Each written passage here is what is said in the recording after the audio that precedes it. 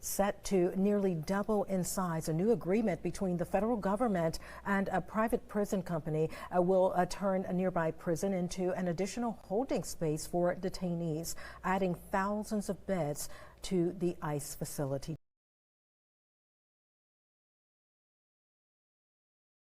WSAV's Christine Quayle is live in Folkston with a look at what this expansion could mean for people detained by ICE.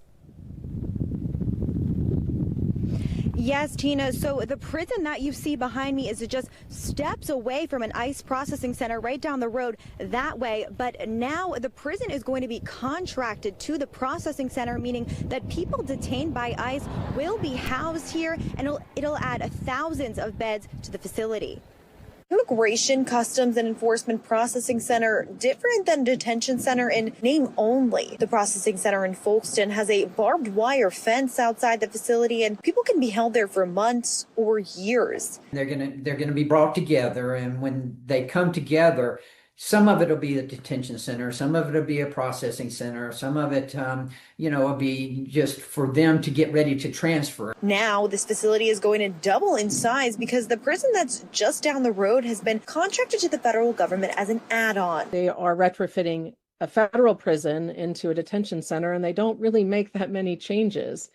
So people who are detained by ICE are experiencing prison conditions. According to GEO, the corporation that owns the prison, the transfer went through to ICE on June 6th. I've been to visit that facility before, and I will tell you, the company that runs it does a good job. Though advocates say this could be unfortunate for those who will be detained there, with reports of physical abuse, emotional abuse, and there was even one death of a detained person that ICE found was partly caused by medical neglect at the facility. Recent ICE enforcement operations here in the Savannah area cause for concern among locals about being sent to the new facility, like in Statesboro last week. One of them was sent to Folkston, and essentially they've conveyed that they essentially believe that they're in prison. All the while, they are less than 2 hours away from the closest detention facility that ICE has.